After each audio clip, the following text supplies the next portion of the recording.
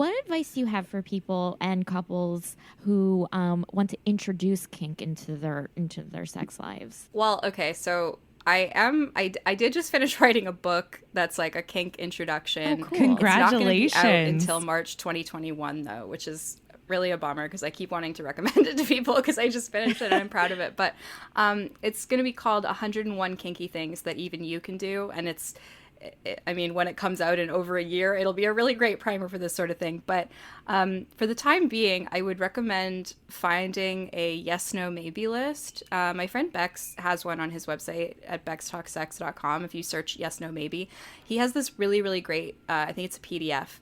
And basically what you do with this activity is you and your partner together make lists of like which kinky things you are definitely into and definitely want to try, or you're like curious about and like maybe want to try, but you want to like talk about it more, learn more about it, and then things that you definitely don't want to do.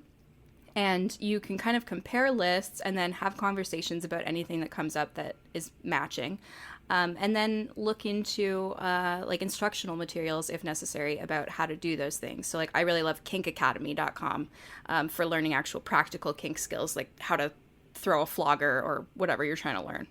Yeah, absolutely. Well, and obviously they can follow blogs like your own. They can listen to podcasts. I know you have another podcast as well called The Question Box Show. You want to tell us a little bit about that one? Yeah, sure. I was about to say Question Box is the less sexy one, but it is still pretty sexy.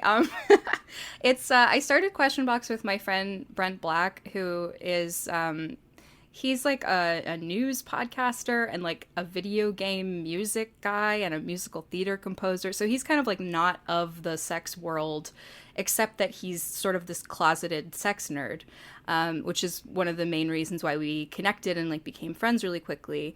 And so he had this idea to start this game show. We call Question Box the game show podcast of shockingly personal questions.